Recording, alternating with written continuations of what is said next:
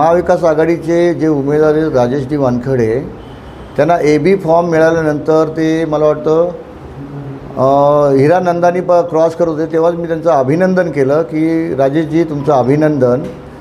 तर ते ज्या दिवशी मी अभिनंदन केला त्या दिवसापासून ते कधी मला भेटायला आले नाही आणि मी त्यांच्याशी वारंवार संपर्क केला की राजेश वानखेडे आम्हाला मटेरियल द्या, त्या मटेरियलचं वाटप आम्हाला कार्यकर्त्यांना करायचे. आमची 1, 2, 3 असे 4 मीटिंग झाले आमच्या. तर त्या 4 मीटिंगसुद्धा तो येऊ शकला नाही आम्हाला भेटायला. एकदा तो आला माझ्या ऑफिसला आणि 5 मिनटं बोलला आणि लगेच निघून गेला. त्याचं ते स्वभाव आहे की मी म्हणजे राजेश वानखेडे त्या बाकीच्या लोकांना घेऊन, इतर जे आमचे विरोधक आहेत त्यांना घेऊन आम्ही संघटनेमध्ये तुम्हाला झिरो करू, असं त्याचं ते उद्देश आहे. आणि त्या उद्देशाला त्या जागून तो आमच्याशी कधी संपर्क करत नाही. आम्ही मागितलेले साहित्य देत नाही.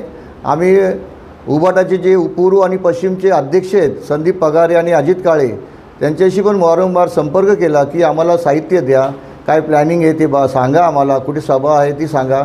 मागच्या आठवड्यामध्ये सर्वोदय हॉलमध्ये सभा झाली.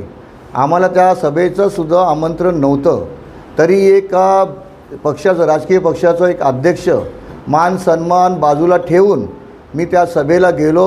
त्या सभेमध्ये जो एक्स प्रेसिडेंट होता प्रदीप पाटील, त्यांनी माझं अपमान पण केलं त्या सभेमध्ये, भर सभेमध्ये. त्याला मी कायदेशीर उत्तर पण दिलं त्या सभेमध्ये. आमच्या कार्यकर्त्यांची आम्ही मिटिंग घेतली आणि त्या मिटिंगमध्ये आम्ही असं डिसाईड केलं की आम्ही त्यांचं काम जरी नसेल करत पण आम्ही तटस्थ राहणार आणि आमचं मत आम्ही महाविकास आघाडीलाच देणार.